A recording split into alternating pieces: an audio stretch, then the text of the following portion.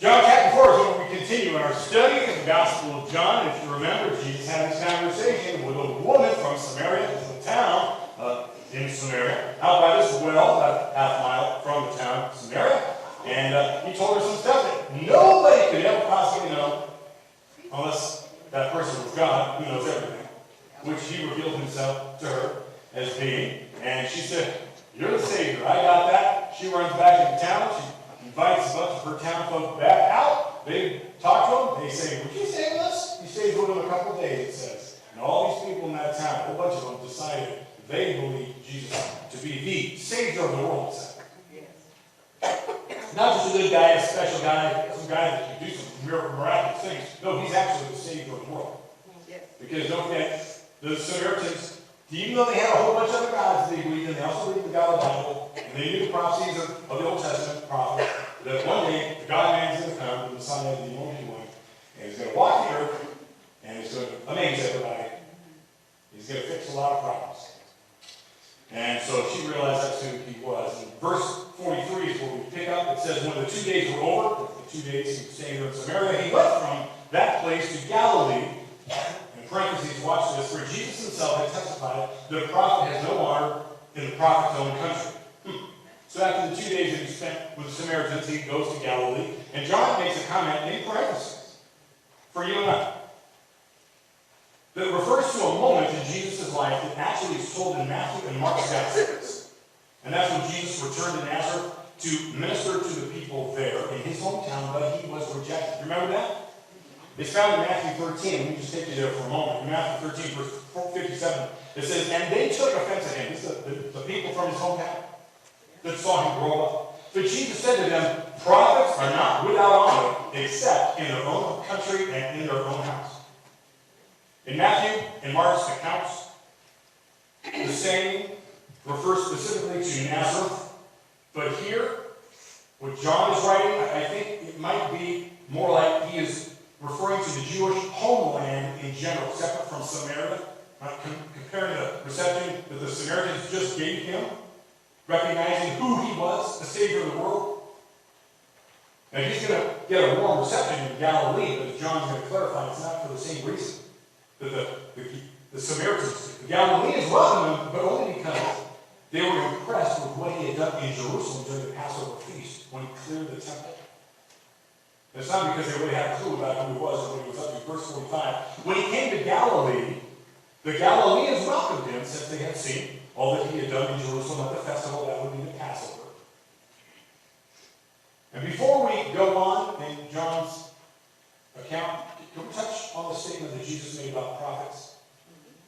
Which said, prophets, they're not without honor, except in their own hometown and in their own household. You know, as the saying goes, familiarity breeds contempt. The people of Jesus' hometown, they didn't want to listen to Jesus because they knew him. We know you. See, they knew him as a little boy. In Matthew, Mark's account, it said they knew his parents. He's a carpenter's kid. We know Joe. What, now he thinks he's something special? So they couldn't imagine that the kid who had grown up in front of them would now be able to speak with him with the authority of God. Now, you and I can be familiar with the experience of, let's say, returning home, only to have people make sure that we still know our place. How many of you have gone back home to mom and dad, and you were strangely spoken to the way you had always been? Like when you were a little kid. Perhaps you also know what it's like to be the ones who believe that it's your responsibility to help returnees know their place. But this is one of those things that tell more about what we believe about God than about a person. That God is not capable of appointing and anointing that person because we say so. How often do we write off a person because of their background? Or because they're connected to us as family? He's just a carpenter's kid. He said, prophets without honor in his own household. That means family members. Family. Think of Joseph in the Old Testament. That Joseph. Remember when he said, hey, I have these dreams? He told it to his brothers and his mom and dad.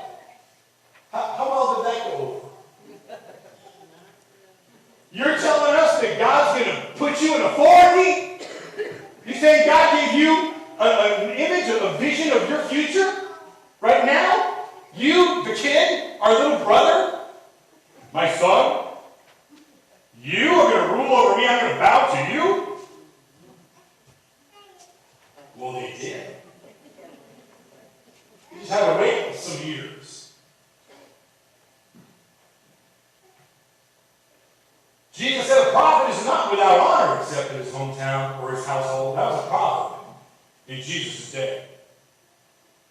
The prophets of Jewish history, as the Jews knew, they were some of the most disturbing people who ever lived. And the impact of Israel's prophets was found not only in what they said, but also in what they were.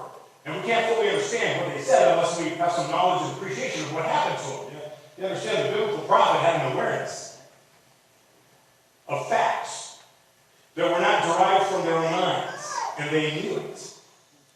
And I will say that if you check the record, you'll see that God made sure that the prophet was a messenger that was attached to his message. God took that prophet through experiences that for them was like living the message they were about to give before giving it.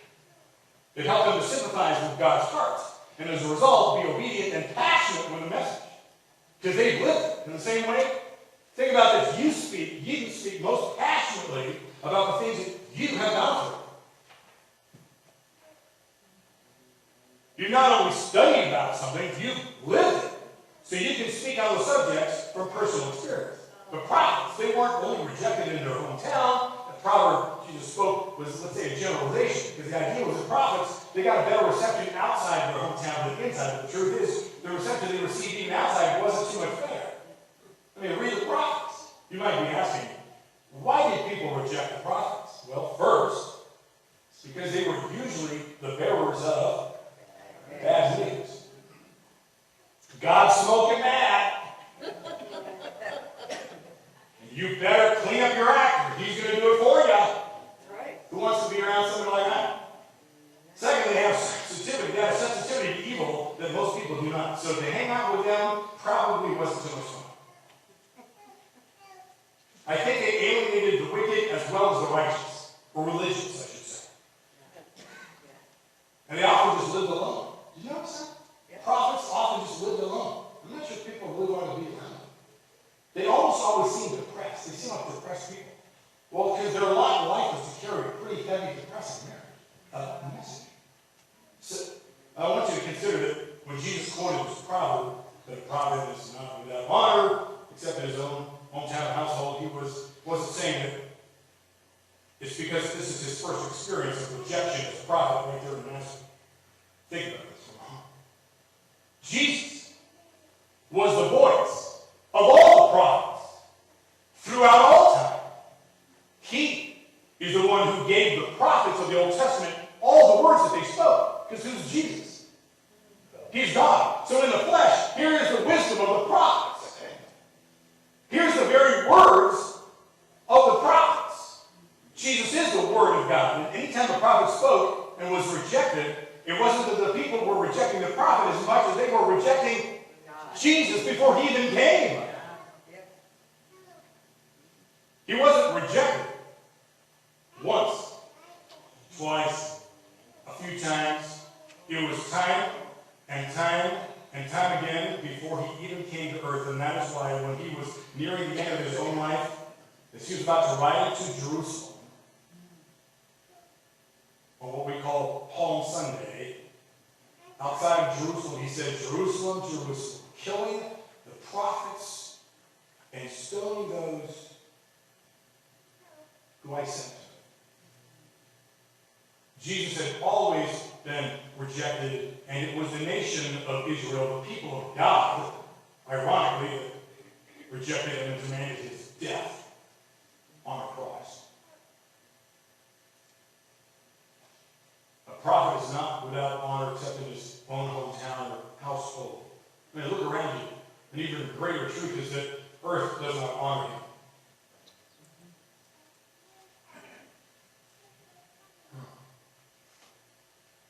I mean, if we're the children of God, as the creation of God, this is his household.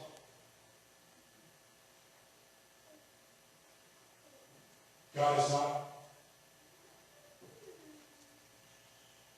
He's not accepted by his household. His own kids instinctually don't like him.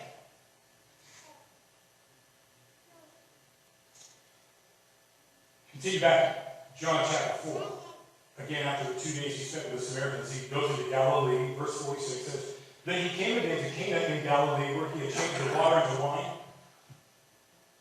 And there was a royal official whose son lay ill in Capernaum.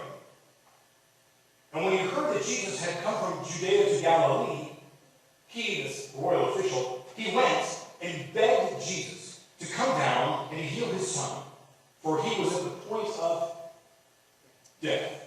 So here's this man, he's a royal official, a man of high standing in the court of Herod. And this man heard that Jesus had come to Cana. And so he traveled about 17 miles from Capernaum to see Jesus and asked Jesus to return to Capernaum with him and heal his son who was on his deathbed. And you can imagine this man's got to be at his wit's end. And it says when it says he begged Jesus, it actually says he kept begging Jesus to travel to Capernaum to heal his son. Verse 48, Then Jesus said to him, Unless you see signs and wonders, you will not believe. Is that a criticism? Is that a criticism to the man? Is Jesus just making a general statement about the frustration that he has about the spiritual condition of man and the crowd, maybe that was around him at the moment? You know, seeing, believing, that's your time. You know, the Greek word for sign, where Jesus says, you're not going to believe it unless you see signs. It's a judicial term for evidence. You need evidence. Well, that's nothing new. A lot of people want evidence. Most people want evidence. I want evidence of God before I believe in God. But you know, a faith built only on miraculous signs is not a complete faith.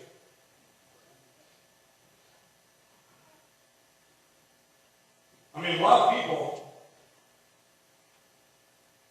they're not going to believe in Jesus without seeing miraculous signs and wonders.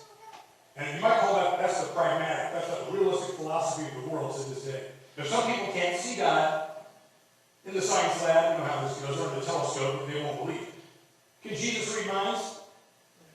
Perhaps he knew the man's thoughts, that he doubted as he was talking to Jesus. You know, Jesus, if you're the real thing, you'll heal my son. Or the classic, I'll believe in you if. How often do we say that? God, if you're really there, do this. And then I'll follow you. The rest of my life, you make this promise. See, if your faith is based on signs and wonders, feelings or dreams, visions, voices, then you're actually on dangerous ground. Because even Satan is able to perform signs and wonders. 2 Thessalonians 2, verses 9 and 10 tells us. And he's starting to do them in greater measure in our day. He's deceiving people with physics, psychics, and healings that all promote a false spiritual foundation for their lives.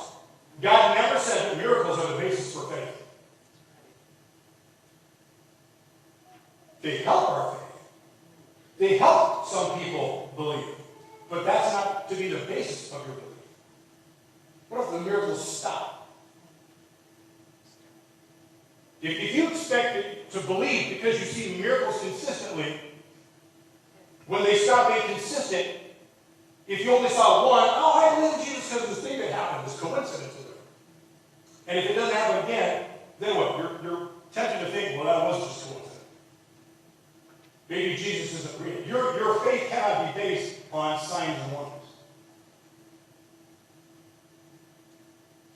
In Romans chapter 1, Paul wrote that the creation is enough to convince us of God's existence and supremacy.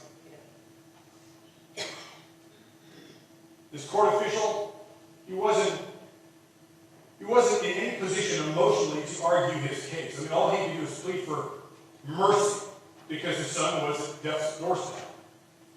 And he knew that Jesus was his only hope.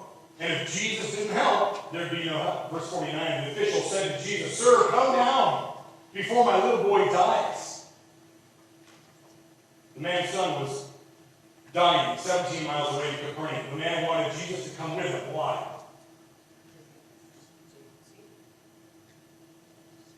Apparently, he's got enough belief to approach approached Jesus to say, you know, given what I've heard already about you, I believe you've got this power enough to, I believe you can heal my son. That's pretty good there.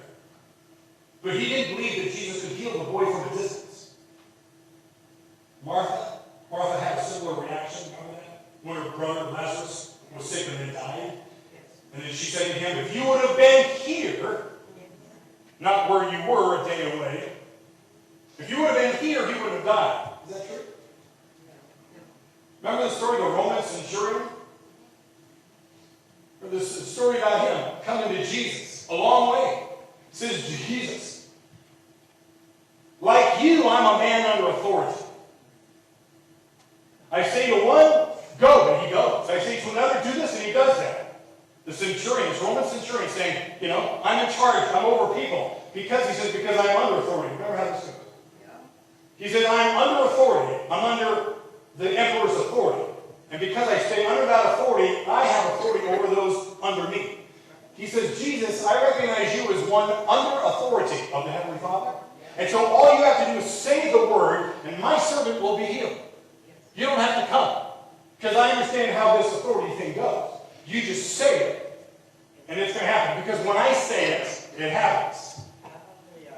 I recognize the power I got. How much more do you got? This Roman centurion's got it. So he says, Jesus, you don't even have to travel back with me. You just say it, and I know from this distance, you're going to heal my servant. And he did. And Jesus goes, wow, here's faith.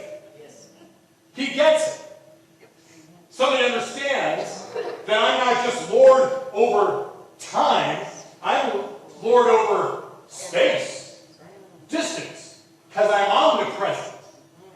Time for that big word. He's omnipresent. I mean, Jesus saw the court official's boy in his mind. Jesus doesn't have to go there to see him or to say something to heal him. Jesus can do it right here, right from where he is. Is Jesus too far away from us today to do something? No. Why? But isn't he in heaven? Yes. In heaven too far away? Nope. Listen, Jesus, he's omnipresent. He's everywhere.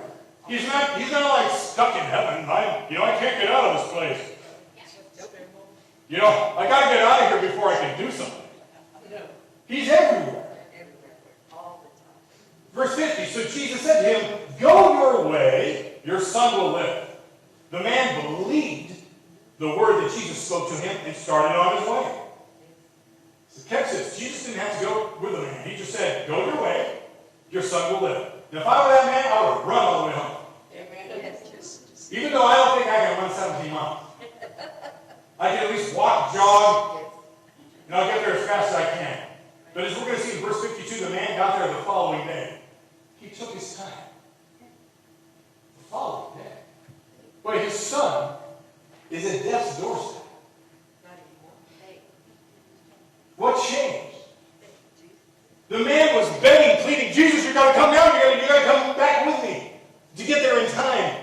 However Jesus spoke, with what authority he did, I'm sure, what would it have been like to look in Jesus' eyes? When Jesus walked the earth and you looked at him, oh my goodness. What's it like to look at him in the eyes and him to look you in the eyes and for him to say, your son will live. He can go anywhere. You know in your knower what that must have been like for him. He just knows. It's done. I believe it. He never heard such, authority, power. And you know that him right in here, in his very soul, he goes, I know. The voice of God in a human voice box just spoke to him and said, your son's going to be well. And he knew it. So he took his time. He went to McDonald's on the way, stopped for a coffee, French fries. He's good. There's no need to rush home. He's got tomorrow, the next day, the next year. He's got years ahead with his son.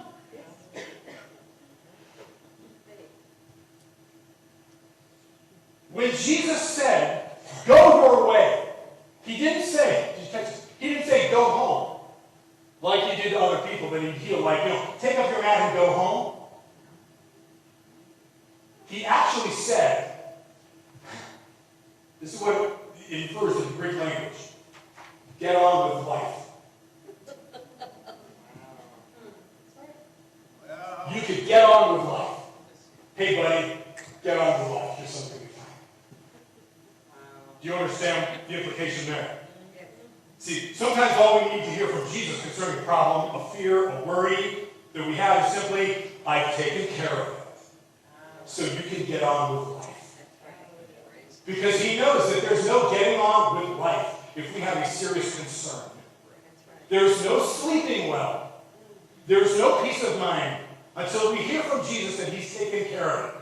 And then, when he says, I've taken care of it, which could be, it's not your battle. It's the Lord's battle. Or, you're not going to see it the way you want it. But it's the way I want it.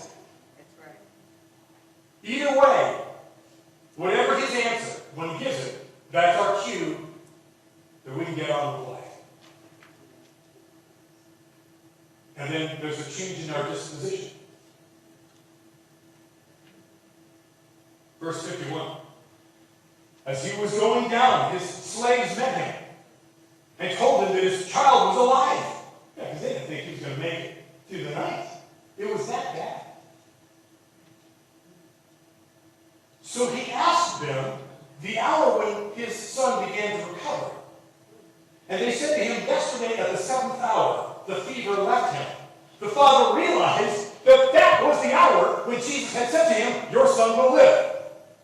So the father wasn't surprised when he heard the servants say, your son lives. Wasn't surprised about that. Because he knew it. He knew his son was not going to die. But I think we can assume that the father thought his son's healing would be gradual. Gradual. Because he said, what time did my son begin to improve? But the servant said that there was a complete, immediate recovery. The illness left him. I mean, literally got up and he went out playing in the yard. I mean, he asked him what time the boy became well. Well, you know why. He wanted to verify that it was Jesus' word, not anything else. Eliminate any doubt. They said the 7th hour by the Roman clock. That's 7 p.m. So it was 7 p.m. that night before. That verified it was Jesus' doing. The exact moment Jesus made his promise to him. Have you done that with the Father? Have you asked somebody, let's say, what time did blah, blah, blah? Did something happen to you last night about 8 o'clock because the Lord put you on my mind to pray for you at 8 o'clock last night? Does that? Yeah. I mean, you know the stories. Maybe you've heard from other people, but if you think, use your autobiography and think how many times you've had that experience. Maybe somebody called you and said, you doing okay? You know, what? You came yesterday about noon. Well, you saw that out of nowhere. Just you were heavy on my heart. I just began to pray for you. I had experience like that. I remember as a high schooler. Got my driver's license. I started to drive. And young boys with driver's licenses, we don't drive too good. And I remember, I remember pulling out from the curb. I was visiting a friend. Hey, I've got my dad's car. Isn't that hard? And I pull out, smack. And I'm getting a wreck.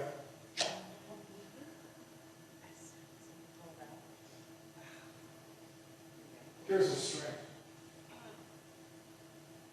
I call my dad from my friend's house, who says, before I even get a word out, Scott, you okay? Because boy, you just put on my heart, in my mind, I began to pray for you. Are you all right? Where are you? Dad, I just got in the car. These kind of things that affirm the activity of God. And the invisible circuitry that exists between us as Christians by his Spirit. Amen. You know, the end of this verse says, so he himself believed, this Roman court official, Herod's court official, that is, he himself believed along with his whole household. So this man was not a man who got out of Jesus what he wanted and then got on with life without Jesus. Because that's not what Jesus intends for you when he tells you, I've taken care of it so you get on with life. It's not you can get on life without me. Just come back to me when you're in a pickle. This man gets on with life with Jesus. And his whole family does as well. And I want you to consider for a moment the faith journey this man has experienced in such a short time. I mean, he starts with this crisis faith, as many people do. See, you have enough faith because you're so scared of something. Even if you never believed in God before, you're going to believe in him enough for some reason instinctively. If I don't call out to God, I mean, who else can help? Oh God, if you're real, if you're really there, and I'm really trusting you are, would you? Fill in the blank. That's crisis faith. Then it begins to shift, it begins to morph into a convinced faith. You know, the crisis that brings you to the end of your rope gets you actually to humble yourself, to go to Jesus for help. This guy's about to lose his son. He has no other option but the Lord Jesus. And after you get to know Jesus, you find out that he should have been the first stop on the help list, not the last. So this man's going to learn Jesus isn't the last guy I'm going to go to for help. He's now the first person I'm going to go to for help. I want you to remember this man. He's a royal official in King Herod's administration. And it would not be easy for him to tell everybody at work what happened to his son. Chances are. Everybody at work knew that this man's son was being sick. He'd been sick for a while, maybe. Perhaps his colleagues would ask him daily, hey, how's your boy doing? And at one point, news is spreading around the office, hey, let's call him Jacob. Jacob's son, he's going to die any day now. Hey, be nice to him. Poor Jacob. So this man, high standing at the court of Herod, Jesus, he's got no greater status than that of the village carpenter of Nazareth. Remember the other side of the tracks. And this man comes almost 20 miles to ask help from this carpenter. What is he? Mr. All-Important from the government. He comes to the Jewish carpenter for help. I mean, if he wanted the help he needed, he had to be humble enough to swallow his pride and not care about what anybody said. And it's important to remember that Jesus purposely did not come as the big king of the earth that he could have. He could have sure been impressive. Lots of money and gold and wealth and big castle. He could have made himself like this. A nice palace to be in. He didn't do that. Think of the image that he chose to have. I mean, he did that to test the hearts and motives and humility of all of us. I mean, would you have gone to a Jesus who would look like Jesus did? He did not have a white lab coat. He did not have Jesus, embroidered on him with no stethoscope. He did not look like somebody who could heal anybody, fix anything. He didn't look like a king. I don't know what he looked like. Pretty simple. Pretty plain. Yeah, your next door neighbor. But this father, he took off from his post, with or without permission. I need a couple days off, and off he goes to find the one that people were starting to talk about. The one who could perform miracles. I mean, his peers, I'm sure, would have thought he was really scraping the barrel. If he told them ahead of time, maybe he did. Maybe he said, I gotta go. I'm going to be gone for a couple days. I'm going to go try to find one last person, last ditch effort for my son. And off he goes. And his father returns the next day, or maybe a couple days after. Let's say, goes back in the office to tell his colleagues what happened to his son. His son's 100% healthy. And then he had to take a risk to tell them who healed him. And maybe how he knew for certain that Jesus could heal him. Because the moment that Jesus said he'd be healed, his son was healed. How much you want to bet his colleagues attempted to get him to believe it was a coincidence? And what if word got to Herod about what his, let's say, Secretary of State is telling everybody about his son and about the man Jesus as the reason why his son is now healed? In the blink of an eye. That probably would not go over well with Herod, because Herod alone wanted to be the people's favorite leader. But his father, he had seen what Jesus could do. He experienced it. And he traded King Herod for King Jesus over his life. He knew it. He's working for the king. That's pretty amazing. He's working for the local king. But he runs into Jesus and he goes, I'll take Jesus over Herod any day. And that's why King Jesus is your king. Herod's king was never Jesus. It was himself. He was his own king. You know, that's terribly unfortunate for all the people in the kingdom to have a king who thought that he was the only power and wisdom that the people needed. What a difference it would have made if Herod's king was Jesus. Should I remind you to look at the difference that it's made to have a president whose king is Jesus? Yes. President Donald Trump, he's rough around the edges, but his king is Jesus. Make no mistake. And it's reflected in his priorities. Yes, it is. And the authority in which he speaks. And how about the sanctity of life? You know, this last Tuesday, in his proclamation on National Sanctity of Life Day, he wrote this. He said, my administration is building an international coalition to dispel the concept of abortion as a fundamental human right.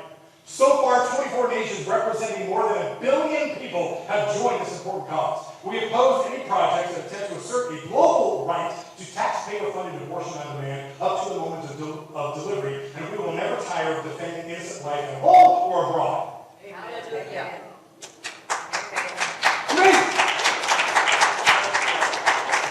On Friday, his administration told California, you read this? That it's violating federal law by requiring insurers to cover abortion and threaten to withhold federal funding if the state didn't end its mandate. And they said that they also take aim at similar policies in other states, potentially putting hundreds of billions of dollars in federal health funding at risk.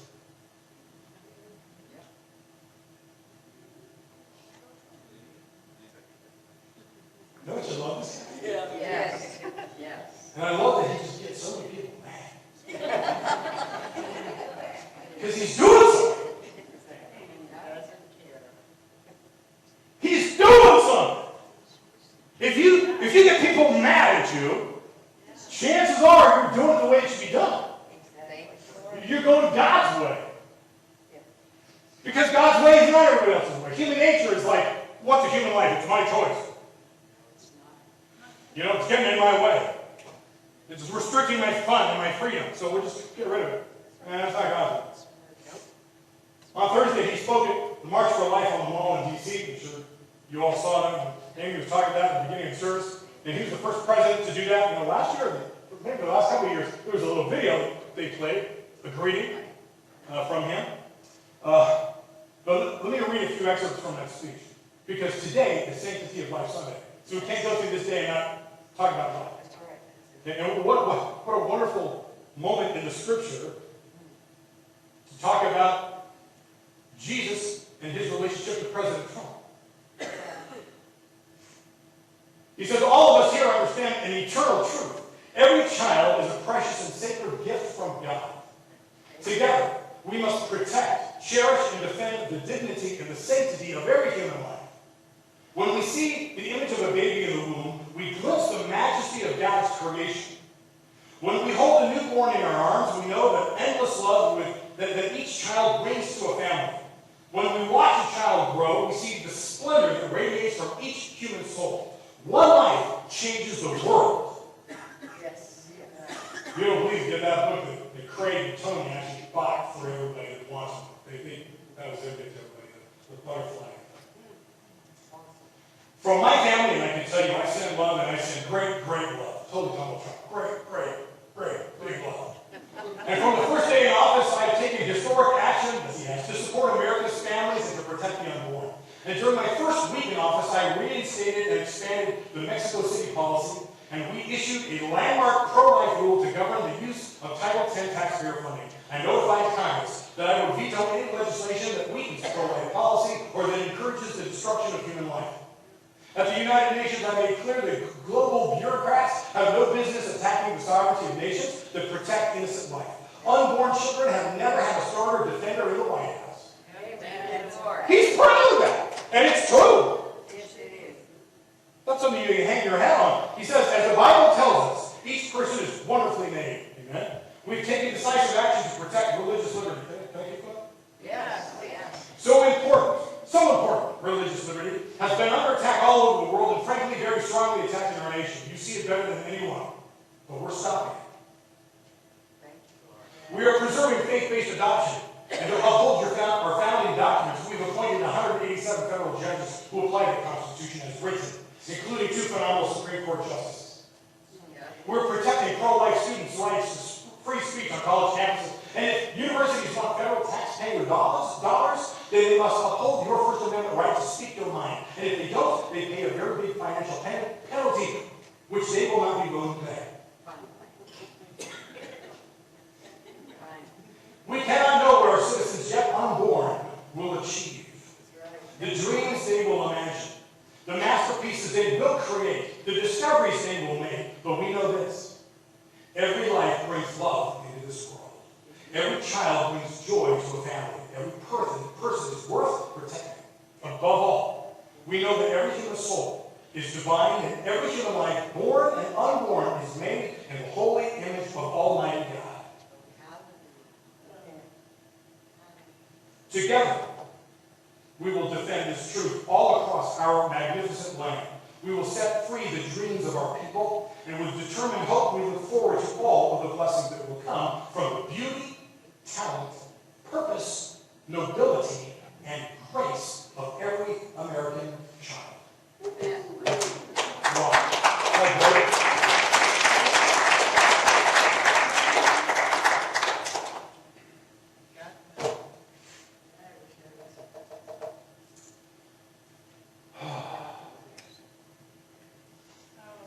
What a difference. Yes. I mean, what a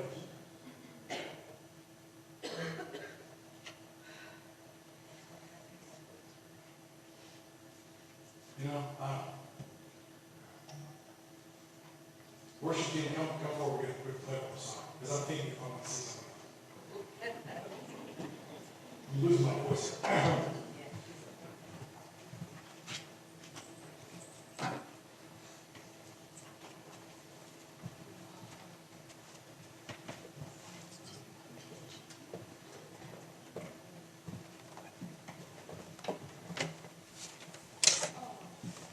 You know, part of it, which you might want to include in your prayers for our president, is really prayers that something would happen in the media where they would actually start to show who he really is and what he's really up to and what he really said. And the things that they are purposely not letting everybody else know about what he does and what he stands for. It's amazing what he's doing. But you know, if you don't know, and you're ignorant, and you're just told, you're given one narrative of how terrible he is, why he needs to be impeached. That would be devastating. Looks like the Senate's holding strong. Yeah. Well. We'll keep praying. He's gonna win a second term. So let's pray for a moment. Just right now, you know, we try to pray for Trump. Let's pray a little more. Lift up prayers for President Trump.